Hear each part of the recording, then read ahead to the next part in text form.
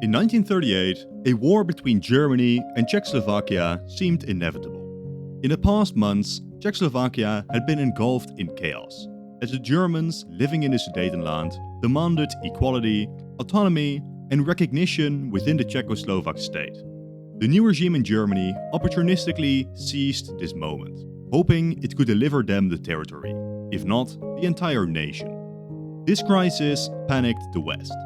British Prime Minister Neville Chamberlain, soon joined by French President Daladier, accepted Germany's demand to the Sudetenland, even before the Munich conference had taken place. But, seeing how fast the West caved in to their demands, the Germans increased the pressure, escalating the crisis. This would result in the Four-Power Conference at Munich, which saw the Germans returning to their initial claims, gaining the Sudetenland. But things could have gone very differently. Within Germany, a conspiracy was brewing, known today as the Oster Conspiracy, named after Hans Oster, its leading figure. The plan was rather simple. As the dictator was barreling the nation towards an unwinnable war, the conspirators would march on the Reichschancellery, where the dictator worked from. During the attempt, the dictator was planned to be killed. From there though, the conspirators lacked a real plan. Presumably, they hoped for a return to peace, at the very least, though, potentially, they had ambitions to bring down the government altogether. But why would the conspirators do this? Well, they were all figures within the Wehrmacht, the German army. Before World War I, the German military had been dominated by the elites, and despite losing the war, this remained true. These military men were nationalists, and believed that the Treaty of Versailles deserved to be overturned, but they considered the current ultra-nationalist government to be leading Germany towards national catastrophe. They feared for the long-term effects of the debt-fueled remilitarization efforts, sure to eventually bankrupt the state. More pressingly though, they disagreed with the government's seeming goal to ensure a war with the West in 1938, considering it likely that one way or another it would lead to a defeat. So, in order to save Germany, they reasoned the dictator would have to go. Now in our timeline, the conspiracy practically disappeared after the Munich conference. With the West presenting itself in such a weak way, the ultranationalists now gained near complete confidence, as the subsequent conquests of the remnants of Czechoslovakia further increased support. When Germany invaded Poland a year later, the conspiracy was gone, as now most had confidence in the direction the ultranationalists were taking the nation. But it is important that we also don't get carried away. The conspiracy was not huge in 1938. It had a handful of officers with a desperate and incomplete plan, while they had done little to secure the loyalty or even just the army. For their plan to succeed, it would need to evolve. Yes, striking and removing the dictator is a good step one, but what's next? With no plan in place, the ultranationalists would propagandize the assassination. The Wehrmacht would find itself purged of suspected traitors, while either Hess or Göring takes charge of the nation. Maybe this chaos could be enough to end the war, but I'm pretty sure that this is not what the conspiracy had in mind. If the conspiracy wants any hope of success, the plan needs to grow. Capture the propaganda ministry, capture government locations, control the media narrative. Such things are very important. But also, all of this is a lot more difficult than it may seem. Obviously, the secrecy of such a conspiracy was incredibly important, but the ultranationalists did have a robust security network and secret police. Also, the thought that just marching a division into the Reichschancellery is easy is also wrong. There are plenty of ways for the dictator to just escape or be successfully escorted by his defense forces. The conspiracy thus has to deal with a very difficult trade-off. Do you stick with the smaller plot, lessening the risk of discovery, but also lowering the chance of success and practically removing the chance of a full coup? Or do you go with a big plot, with much more risk of discovery, but also more chance of success and a chance that you might just pull off the full coup? The assassination, I do believe they might pull off realistically, but I believe they lack the support, especially amongst the common soldiery, to actually pull off a full coup. Now besides these issues, For the plot to actually go through, we need the involvement of the British. Even before the Sudetenland crisis, Chamberlain had been aware of the Oster conspiracy. Yet, he decided to ignore it, rather than do as they asked and resist German demands. Why would he do this? Ignore an obvious opportunity to swiftly deal with the Germans? Well, it's quite simple. There was nothing verifiable about the conspiracy. What are their numbers? What are their odds of success? Following their request would mean war with Germany, a war that the British still projected they could not win. For Britain, it essentially meant abandoning their entire grand strategy of remilitarizing before confronting Germany. Simply put, the risks were far too high for the British to act on it. But what if the British did stand firm and the Germans launched their planned invasion of Czechoslovakia? In response, France and Britain actually joined the war and the die is cast. Let's first discuss the very real chance that the conspiracy fails and doesn't even get to carry out the assassination, let alone the coup attempt. In this case, we simply return to a timeline where Germany has started an early war. I already covered this last week, so if you missed that video, check it out after. This video will focus on the conspiracy actually being successful. We will cover two scenarios. One where only the assassination works, and one where a complete coup of the state takes place. I'm sorry for the quick intermission, but by far most of you aren't subscribed. To keep up to date with all the latest releases, consider doing so. Thank you. Now, in order to maximize chances at conspiracy success, we don't have them strike immediately upon the war breaking out. Instead, we let the war happen for a bit. Let the Germans grind down upon Czech lines. Maybe even have the French start a minor operation in the Saarland. The lack of a swift victory, as promised by the ultranationalists, could fuel the flames of conspiracy, while the increased attention towards the war could weaken the internal security of Germany. So let's assume, perhaps a couple of months into the war, that we have the conspirators successfully storm the Reichschancellery and assassinate the dictator. What's next? Well, in terms of succession, Rudolf Hess was set to take over in 1938. An unpopular figure, he is unlikely to effectively centralize his position. He would mostly be contested by Hermann Göring, who is seen as a far more capable figure and more popular amongst the other elites. It is possible that Himmler tries to make a power play, but in 1938 the SS was not as powerful as it would one day become, so he is unlikely to really make a difference. The German Civil War would not be a man-on-man war on the ground. It would be a silent one, amongst the political elites, while on the ground, everyone pretends that all is okay. From this point, all bets are off, and many possibilities could occur. Perhaps the most likely is Göring coming out on top here. He would be best situated to seize the ultranationalist movement through an alliance with propaganda minister Goebbels. Commonly seen as a more moderate ultranationalist, he would be well positioned to win over the industrialists. In an attempt to keep a united foreign front, Göring might even try to reach out to the conspirators for a truce. Seeing all this chaos, Göring might use the opportunity to say, "We're very sorry about that invasion, let's make peace." Something the West would be very easily persuaded to accept, pretending like this was some great victory for them. But in peacetime, with his position secured, Göring would be swift to purge the Wehrmacht. I mean, come on, they just assassinated his predecessor, you can't have them just walking around. But Göring being in power and this short war taking place already fundamentally changes the timeline. Göring was a far more careful man, and this experience would make this even more true. Expect a big reduction in the radical remilitarization as Germany focuses on more civilian industries too. Oh, and the Air Force. In terms of ideology too, the more radical aspects of German ultranationalism are toned down, making Germany's regime more akin to nationalist regimes like Spain and Italy. Germany is absolutely still ultranationalist. It is still full of expansionist desires, but their new leader is far less ambitious, less uncompromising, less grandiose, and less likely to, at least on purpose, lead Germany into a similar great conflict. But I think that a Göring-led Germany is a scenario I need to explore in full another time. For today, let's go with a scenario where the conspirators do indeed seize complete control over the German state. Again, this would require the conspiracy to grow far bigger.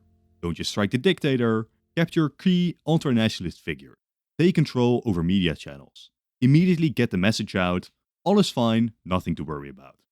Of course, chaos would erupt across the nation regardless, but this limits the immediate effect of people rising up against the government. While the ultranationalists are bickering about who can take over, the military is free to put forward their own candidate. Though, who this would be is near impossible to tell. A short political civil war ensues, as both sides try to take control over the nation's elites. The army is confused as to what is going on. Both sides would emphasize to the population, nothing is going on, while also trying to portray the other side as absolutely evil, working with the West and maybe even the Soviets in an attempt to bring Germany down. If they even acknowledge the assassination took place, both sides pin it on the other. In such a scenario, it is possible for the conspiracy to eventually take charge, but remember, it is not guaranteed, and Göring taking over remains a very good possibility.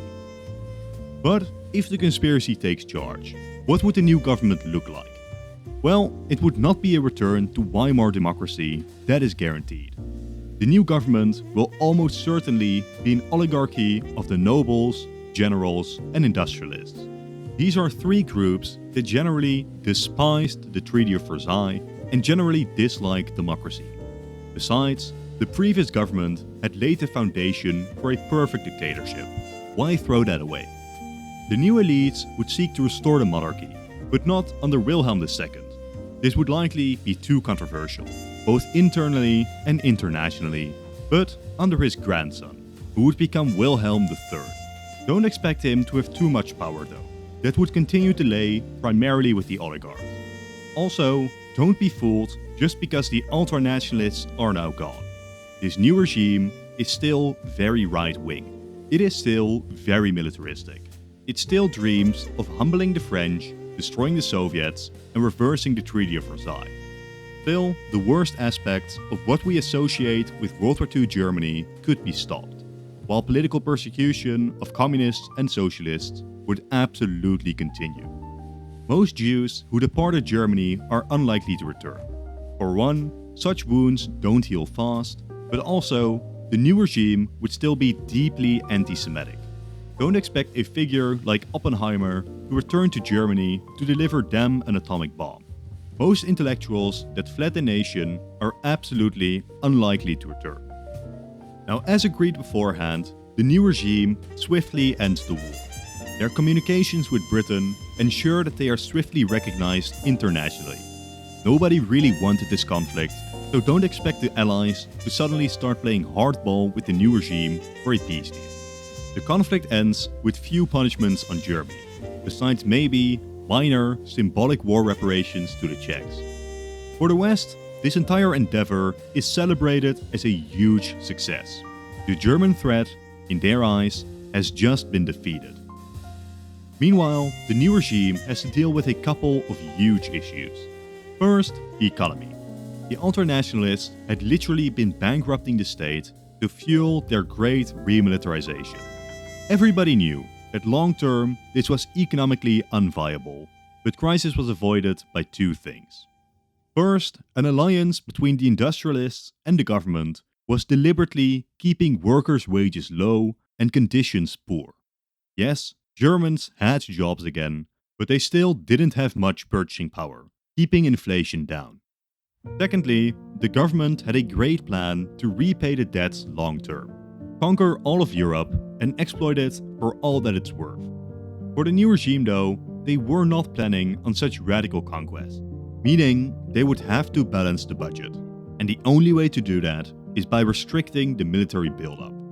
Luckily for the new regime, they would have no problem continuing to exploit the people of Germany, but you can still expect a minor economic crisis after the new regime takes charge. Meanwhile, the government has to secure their legitimacy for the German population. I mean, they did still assassinate the former leader, which was quite liked by the German population.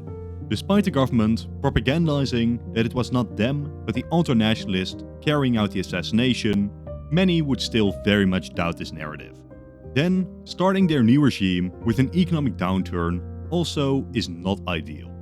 What also doesn't help is that during this economic crisis, beyond bringing back Wilhelm III as the Kaiser, other German royal houses are also returned to power, potentially including the House of Habsburg, now within the German Empire.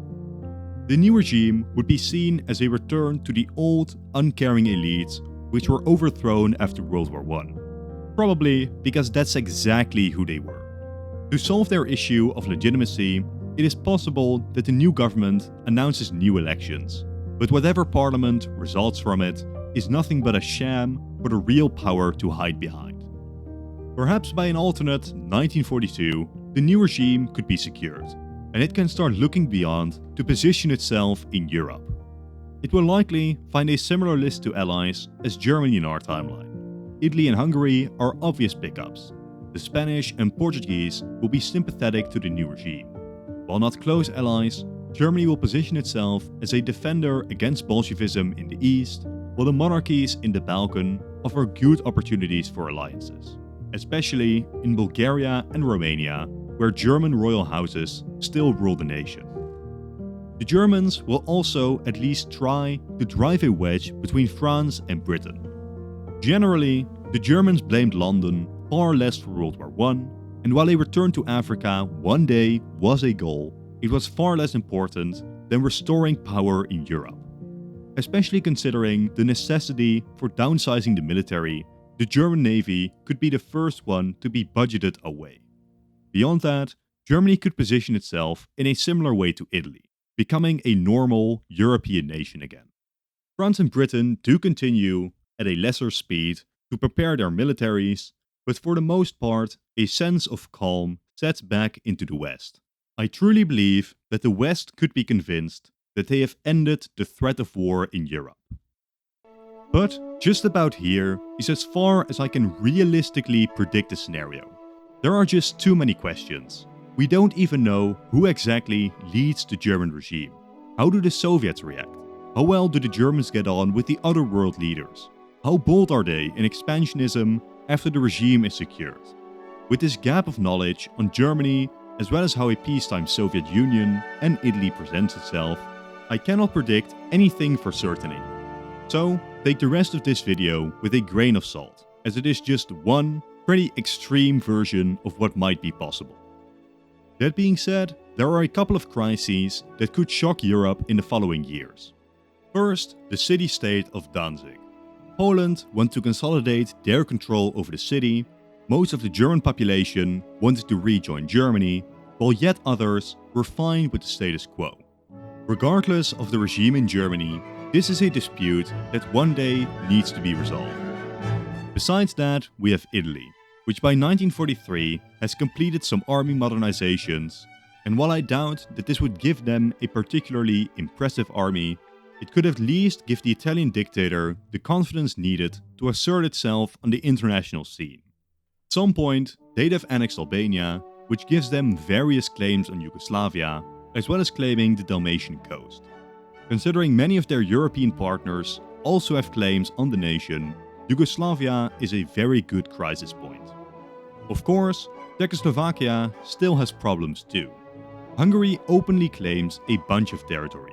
The Slovaks were claiming independence, and about a quarter of the population was German. Then of course, there are always the Soviets, building up their power. While still far from the strength of Germany or Britain, every passing year, the Soviets are getting closer and closer with their monstrous population, and thus becoming more capable of settling their own territorial ambitions militarily.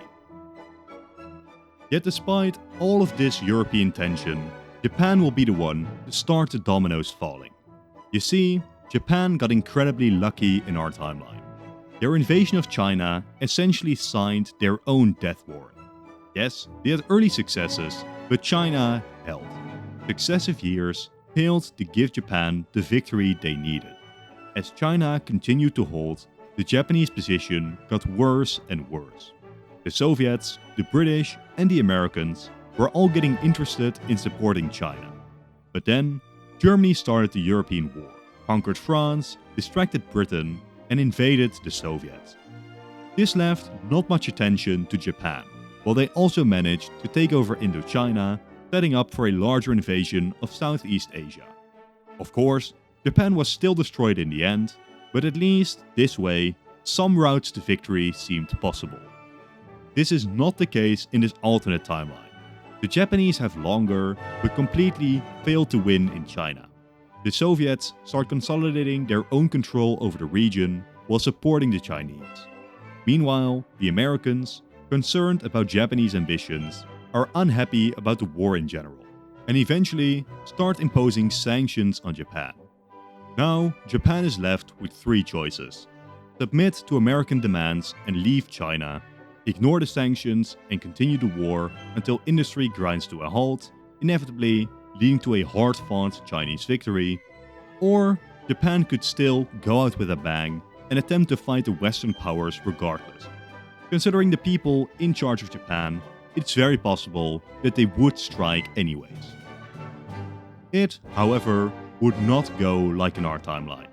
After the initial shock, the British, French and Americans are completely free to gang up against the Japanese.